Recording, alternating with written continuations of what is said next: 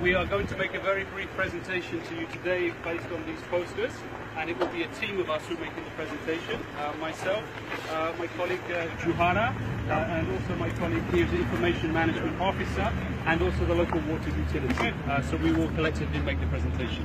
So, Minister, with your permission, I will just explain a little bit the overall situation. I will start with the national picture. So in Ethiopia, currently 2/3 of the population has access to safe water. About 1/3 of the population has no access to water as per the development indicators.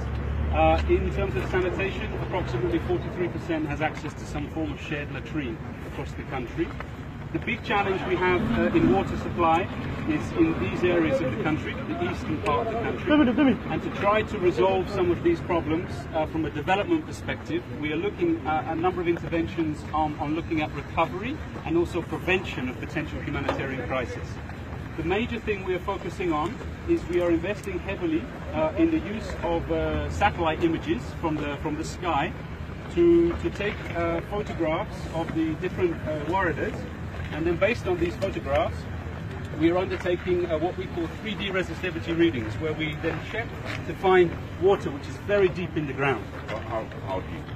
150 meters? 300, 400, 500, 600, 700, 800 meters deep. Really? Very deep. Very deep. Very, very deep. Now, in this region of Somali, we are also then undertaking deep well drilling in those areas. What you can see here is a map. This is Afar, and this is Somali region. You have local authorities, knowledge reporters? Yeah. For some, as he said, there is a very deep underground water. Sometimes 600. Yes, sometimes 700. Yes. It's not a single. It's really one borehole in Somali region. Yes. As he said, it's a very critical. Very critical. Very critical. As he said, we use a satellite image and some technical.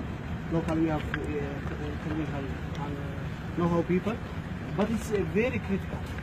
So what we're doing, Minister, as the President says, is having identified that groundwater, it becomes the major source not only for the town, but also for the humanitarian response. And the borehole behind you here is part of a project which is currently being funded by UNICEF in Kabrihar for a total value of about $4.3 million.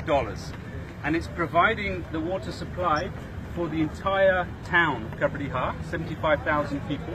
We have drilled 2 extra boreholes. One of them is this one, which has a yield of 13 litres per second, and another one which is here. And we've rehabilitated the other 4 boreholes. Yes. The water supplies then the university, the hospital, the whole of the town, but more importantly, it also provides a humanitarian response. This borehole is, is very, very important at this time. And as you see, every day there is more 50 or more water trucks from the drought affected area. Yes, every day. Yes, from here. So, in terms of the support, we have received extremely generous support from the German government through BMZ. And BMZ have financed activities across the country through UNICEF in water supply for around 13.8 million euros in the last year and a half.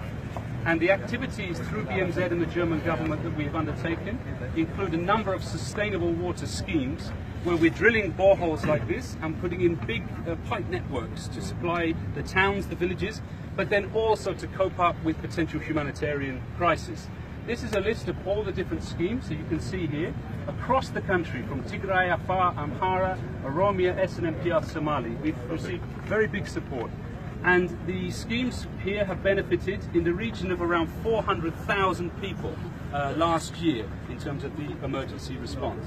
So what we wanted to show you here was how... Let me ask you, this borehole, this water resource, is it endless? So what we have, Minister... the capacity of this... Exactly. resource. Ethiopia is described as the water tower of Africa. Yes. We have the 3 largest rivers which flow here, and then we have a very, very large flow of water which goes out towards the Indian Ocean. As you get out towards this area of Somali, the water gets deeper and deeper and deeper, but the availability of the water is huge because it's an aquifer that has been untapped.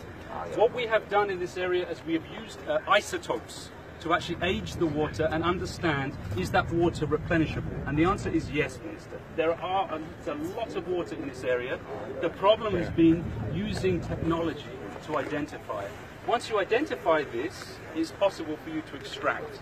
And in this case, the technology we're using is in collaboration with the European Union Joint Research Centre, which is a research centre based in Italy. Yeah. Okay, I think my time is up.